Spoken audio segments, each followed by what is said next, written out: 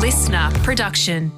The creators of this podcast would like to acknowledge the traditional owners of the land on which it is recorded. Aboriginal and Torres Strait Islander people are the first storytellers of this land. We pay respect to their elders, past, present and emerging, as well as any Indigenous people who may be listening today.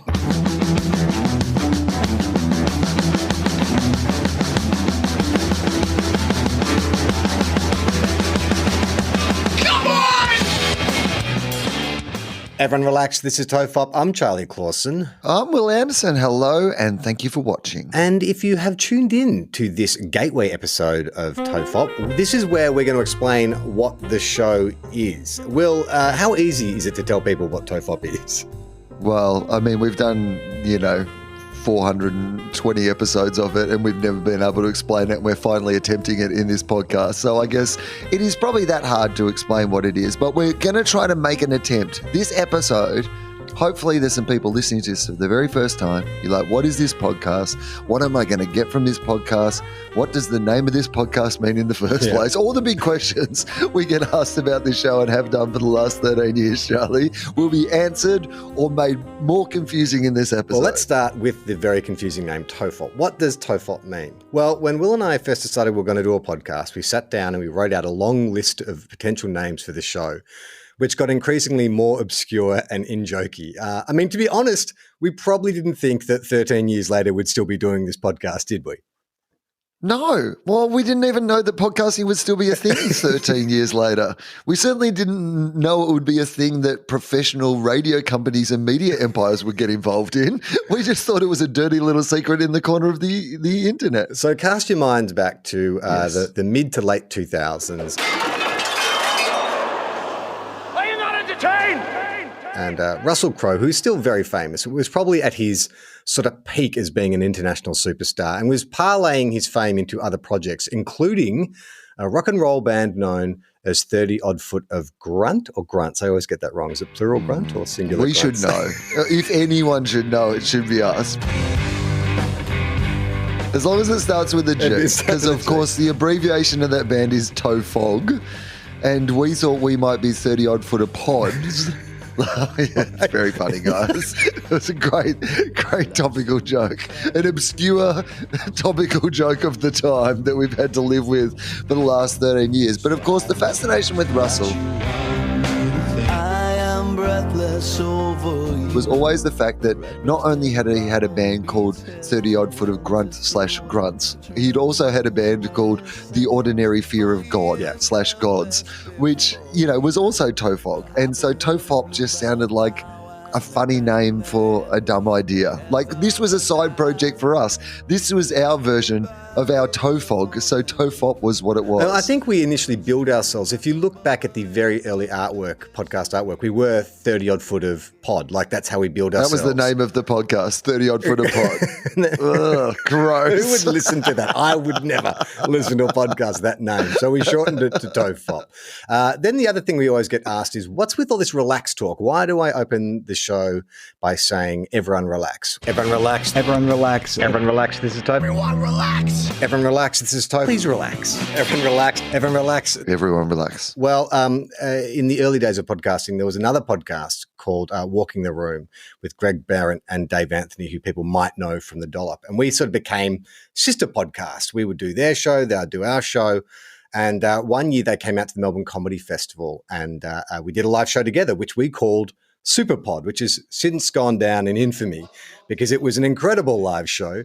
You've done lots of live comedy, Will. Where would you rate it in terms of your amazing live comedy shows?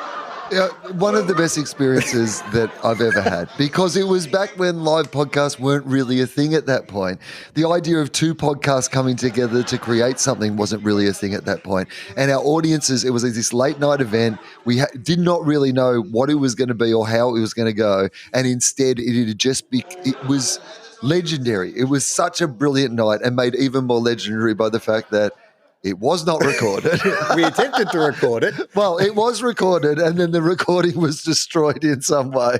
And there are copies of it that still exist on the internet that have been patched together by people's in-pocket recordings that they were illegally doing in the room. And we'll be playing a little bit of one of those bootleg recordings, because in that show, one of the segments we did is I read to Greg and Dave and Will my first attempt at stand-up comedy. I only did about 3 or 4 stand-up gigs in my life.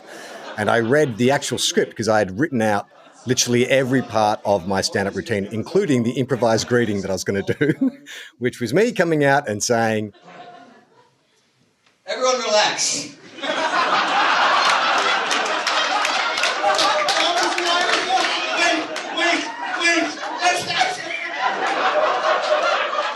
And that was pretty much all we talked about for that entire Superpod, I believe, was your opening line to your stand-up routine. But that's where it was born. That's where it came from. and it sort of evolved into the philosophy of the show. TOFOP is a show we just relax. Like there's nothing, we're not tackling big issues. Sometimes we might get deep into things, but generally it's just a relaxed conversation between 2 old mates. A comedy conversation between 2 old mates. It's sad, but that's exactly what it is. Everyone relax. There is no agenda here. And people often want to know, how did an actor, writer and a comedian come together to form this podcast? Well, cast your minds back 10 years before the start of TOFOP. It was a different time. Ace of Base were at the top of the charts.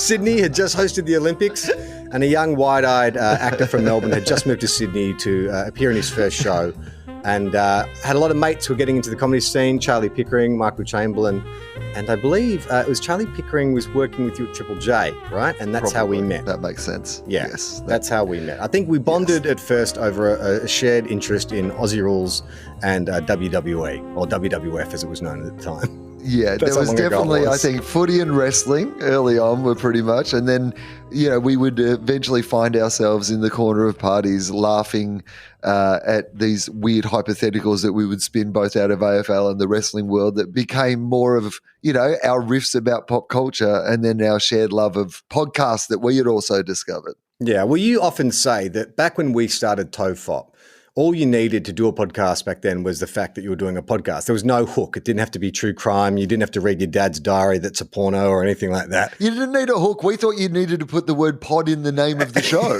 That's how early it was in the name of podcasting. We thought we had to identify to people. Well, mostly the questions we got asked in the early days weren't, what does the name of the podcast mean? Like most of the questions we got asked in the early days were, what's a podcast?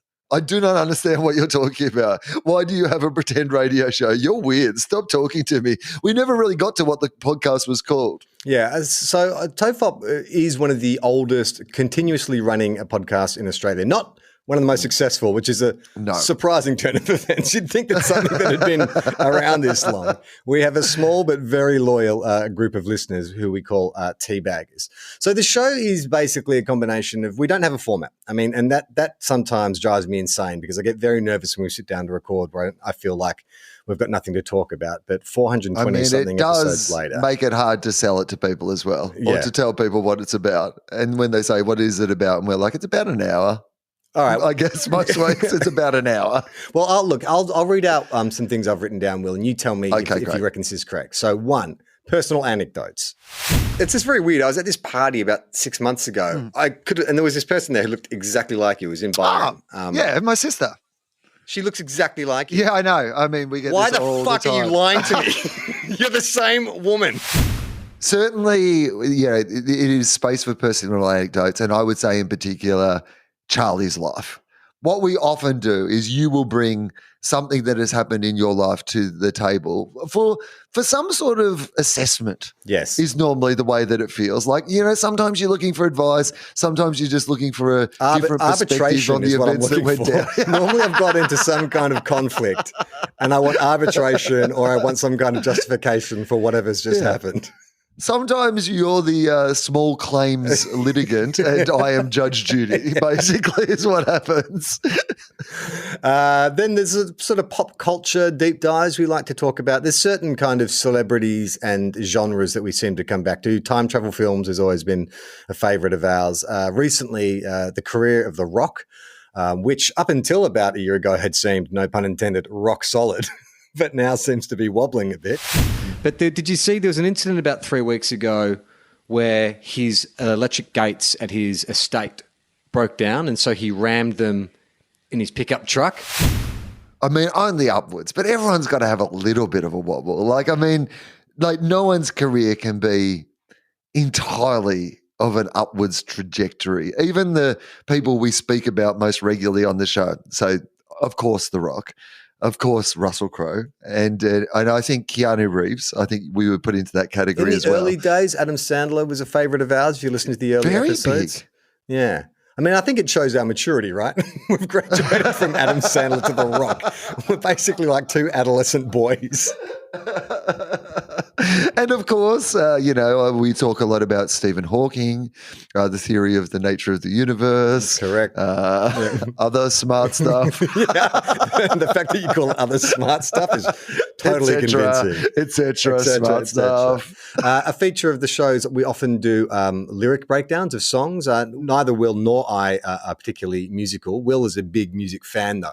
But we are a big fan of song lyrics because sometimes you just listen to them and they just pass in one ear and out the other. But when you take a real close look at them, sometimes you find some strange stuff going on in there. Yeah, it is one of my more favoured parts of the podcast. We don't do it as regularly as we used to be, although, it has popped up again recently. But I love when a member of the audience will suggest a song in particular that they are confused by and send us, can you do a deep dive on this song? It's like really one of my favourite parts of the show. I've been thinking about Meatloaf's I Would Do Anything for Love, brackets, but I won't do that, for a lot of time recently, and I'm still not sure we've ever got to the bottom of it. Maybe that is stay in one place. Like I can do anything but stay in the one place. I'm a road dog. Well, I'll have to confess that we did a whole episode on that song, and even though by the end of it we apparently had found out what Meatloaf would do, I'm still a little unsure about what Meatloaf would do. You'll do anything for love apart from about 100 terms and conditions of things that he will not do for love.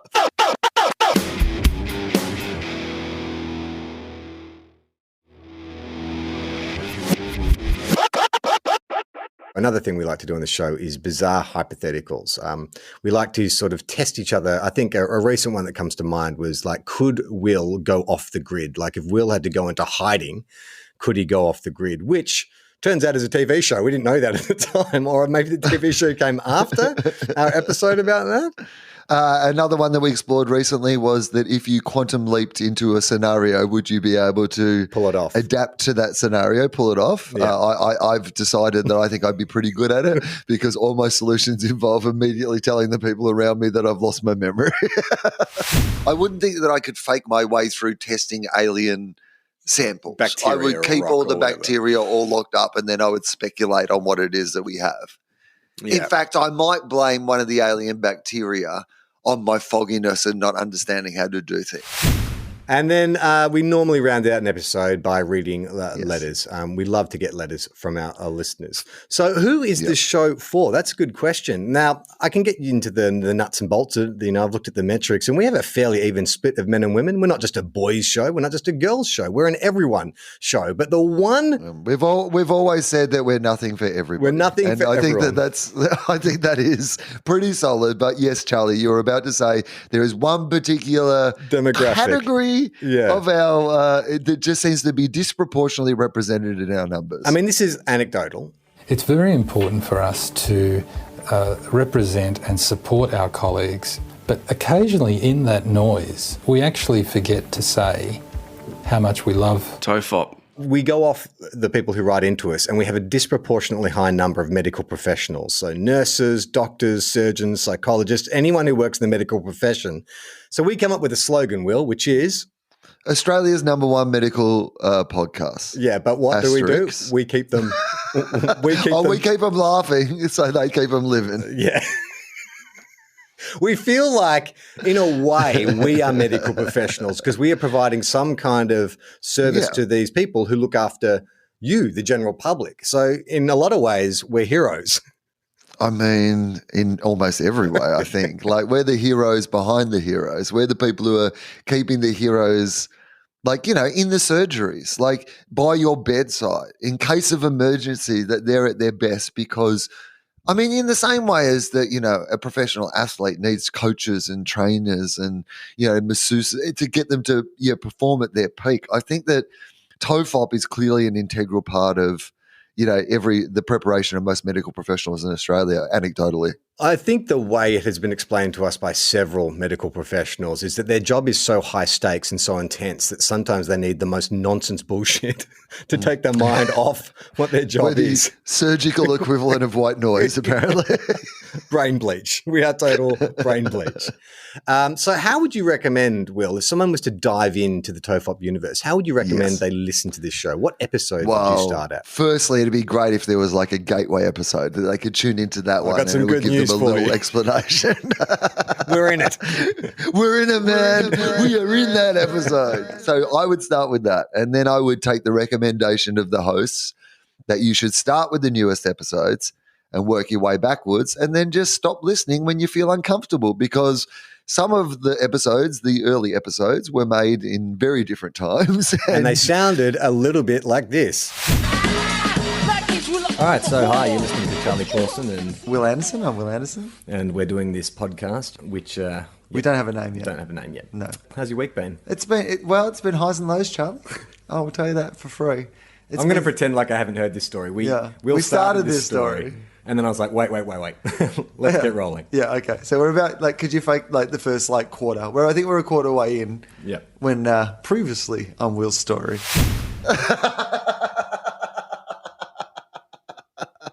So sure, if you want to go back and put yourself through that for the first 80-something episodes, then we're not going to stand in your way. I would have thought that by now we would have been cancelled if we were going to get cancelled for those early episodes, but just assume that we've learned some lessons along the way. I think also too, if you are keen in some highlights, like episodes that other people like, if you go to our Instagram page, you can actually click on our highlights and there's a whole compilation of episodes that listeners have nominated. So that might be a good way to get into this show. Now, if you've heard of TOFOP, there's a chance you may have heard of another show called TOFOP, which we are rebranding and redescribing as TOFOP with Friends. Now, the way TOFOP came about is we'd been doing TOFOP for a few years, and then I got a job on Home and Away, and they said, "Oh, do you have any conflicting occupations?" And I said, "Well, do you have any dirty secrets? Do you have anything that's going to come up and embarrass us in the media? Do you have any skeletons in any closets?" This is the time to name them. Get them on the record.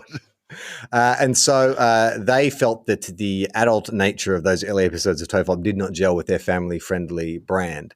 And so I took a hiatus from the show for about 18 months. And in the meantime, Will wanted to keep the TOFOP party going. So he started a second show called FOFOP, which... I mean, do we have to get into what the name means? It's it has lots of different interpretations. It has, over the years, people have put their own meaning on it. Some people have gone with 15-odd foot of which pod. Is half of 30-odd foot of pod. It really, the play I was going for was, at the time I was watching a TV show called Alias. Wasn't it Fringe? Sorry, Fringe. Yeah. Was it Fringe or Alias? It was one of those Jennifer Garner, Right, okay. I thought it was Fringe because wasn't it meant to be like a faux world? No, you're right. It was. And it was an alternate universe. You're absolutely right. Yeah, so there was an alternate universe and there was a faux version of everything that was going on. And so this was the faux version of TOFOP, FAUX version, but TOFOP, FOFOP. Basically, I did what nobody thought was possible, Charlie, which was I took something that was already super confusing and I managed to just muddy it that extra little bit more. That so there's TOFOP and FOFOP. Are they different? What does it stand for? Yeah. Look, I've made this mess and I take full responsibility for that. We're good at making shows, just not naming them.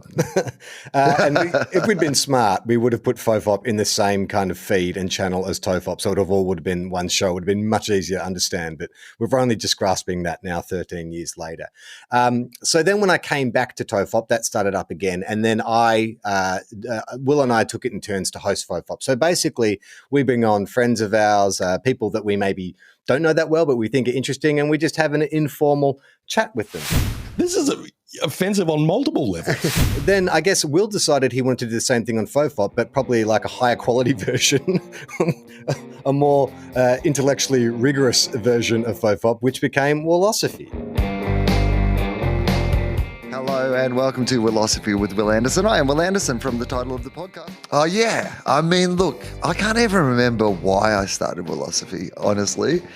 I can't remember, Wasn't there a little bit of a motivation is to sneakily get me back on a podcast without Channel 7 knowing? That is why it was. There was definitely, that was part of it, was because you couldn't be in the TOFOP, FOFOP universe because the good people at home and or away were like, this is not part of our brand. And they were right, by the way. Absolutely not being critical of them. They had accurately assessed the situation and made what I thought was a pretty good call. But I did want to get you back on a podcast and have a chat to you. And I thought, well, if they'd be fine with you coming back into the serious interview space. So it was basically, that's why I was like, I can't really remember why I did that. And I was like, oh yeah, that's right. I started it mostly so Charlie and I could do a podcast together again. And then that random motivation became probably one of our most successful shows. I'd say in a lot of ways it is the grown-up, more mature version of what TOFOP could be. Yeah, look, Willosophy is one of those shows that I think that anyone who listens to Willosophy would actually enjoy TOFOP. But TOFOP is a bit scary for some people who listen to Willosophy. Speaking of spin-offs, we have another show that you may have heard of called Two Guys or One Cup. We are two guys, one cup. An AFL adjacent podcast. And the origins of that spin-off podcast is that we used to talk about footy on TOFOP, and then we got a lot of letters, not necessarily from medical professionals, saying, hey, can you please stop talking about football? We're not interested. We're from either another country where we're not interested in the game, or just another state in Australia where we're not interested in the game, or from the same state in Australia, but again, we're not interested in that game that you keep talking about. So we have another podcast called Two Guys, One Cup, which essentially is TOFOP. Like we're not serious journalists. We sometimes barely talk about any of the games that happen over a weekend. It's more just TOFOP if it was only about football. Exactly. That's what Two Guys, One Cup is. It is less a football podcast and it is more yet another. So essentially TOFOP is us and our bullshit, and then FOFOP is us inflicting our bullshit on a guest, and then there's Two Guys, One Cup, which is just specifically about our AFL bullshit. Okay, so TOFOP is not just Will and I. There's more people on our team that you may be peripherally aware of, or you might be acutely aware of. Now, we don't have any strategy really with the creation of TOFOP, but we have one rule, and that is if you produce the show, you must be called Mike. Mike, that's it. It feels kind of creepy now that it's happened, that we've got three mics in a row, particularly for a show that has always had a difficult relationship with mics, what direction they should be facing, how you turn them on, how do you speak into them, how you connect them to your computer. So the fact that we have had the brilliant original Mike Howell, who was just a absolute genius, who from the other side of the world, based in America, managed to keep this podcast happening at a time well before COVID had changed the world in regard to, we live in a world now where you and I are rarely ever in the same space to be able to record any of these shows, but we're able to do them online really effectively, and that technology exists. But there was a period of time when I was living in the US and you were in Australia, and the podcast would not have continued. We would not have been able to put it out without the brilliant work of the half man, half computer who was Mike Howell. And then following on to that was Podcast Mike. Podcast Mike, how you feeling about this? Pretty bad. who basically polished the show and made it sound more professional, and also is now a featured member of the cast on Two Guys, One Cup. He's no longer produces TOFOP, but he's still very much in the TOFOP family in Two Guys, One Cup. And now, most recently, is Mike the Third, Mike Williams, who has not agreed to be dubbed Mike the Third. No. We've just decided that that's who he is. Mike 3. But I feel like, if you're gonna produce for us, you have to be called Mike. Now, someone else who is probably the most visible member of the team who doesn't actually appear on the show, or has only appeared on the show once or twice, is our resident artist, James Fosdyke. So you may have noticed, if you've clicked on TOFOP on our website or on any of the pod episodes, the amazing artwork that started around about episode 150, and that is all done by Adelaide-based genius James Fosdyke. I've gone to just some insane lengths in the past that aren't necessary, I don't think. One of the most incredible artists this country has produced. Like, the amount of work that he's done for our podcast alone, and the creativity that goes into the weekly art pieces he does for us, all available at tofop.com. You can literally go back and click over each of them, and each of them is genuinely, I don't think there's ever been a week where I haven't thought that the art was better than the episode. He is such a genius. He does, of course, all the artwork for all my, stand-up and other projects as well, my book. But his TOFOP art is the thing that I particularly love, because every week he takes the episode and he does something that is from the episode but also inspired by the episode, and expands on the idea. And it is such an important and integral part of what we do that I love James Fosdyke. He is such an important member of the team. Possibly the only show that allows its artists to name the episode. I mean, we have all these people working in and for us who are probably better equipped to name the episode, but we just like to hand it over to James to say, get inspired by what you listen to and create whatever artwork you like. And more often than not, there is a penis involved somewhere. You might have to look for it, but there is generally a penis hidden somewhere in his work. And then lastly, we got a bit of showbiz royalty. The following episode of TOFOP is rated MA for mature audiences. It may contain sexual references, time travel references, allegations of bin misconduct, and mild coarse language. Who graces either episodes, but definitely the live shows, and that is John Deeksy Deeks. Now, I think it turned out that his son was listening to the show, and so he reached out to his dad and said, they were talking about doing a parental guidance warning. He used to do those. And so Deeksy, apropos of nothing, sent us a child advisory warning, which for many, many episodes we played at the start. But then when we started doing live shows, we're like, we need an MC. We need someone to bring a bit of gravitas and old school showbiz razzle dazzle. And I would say every time we've done a live show, Deeksy steals it from us, just somehow. I think originally, our whole plan was maybe you could come along, do a few announcements for us, and we could have some fun. Well, instead, he's dressed up in tuxedos. He's run a full bar. Yeah. He's got into a fight with a robot. He just, every time we ask him to do something, he takes it to the next level. But of course, his greatest talent is his golden tonsils. I think we need a proper voiceover guy. Wait, who are you calling? For a weekly dose of side-splitting laughs, check out TOFOP with Wil Anderson and Charlie Clausen. That's pretty good, actually. Download the Listener app and listen for free. Listener. And so that is really it. Thank you for dipping your toe into the TOFOP universe. Please listen to the episodes, and we hope you like them. The best way to stay up to date with the show is to follow TOFOP now by hitting subscribe. Is it subscribe or whatever? Follow, whatever. It's follow, right? I fucked that up. I mean, people know how to do that. But subscribe to us or follow us or like, rate, just review us, or all the things that internet people constantly tell you to do. We don't really know. No, we know. Hit the bell. Follow. Please. Well, I guess that's it. So we normally have a sign-off where I say, I'm Charlie Clausen. Well, you're still Charlie Clausen, and I'm still Wil Anderson. But I guess we want to say to everyone, welcome to the TOFOP universe.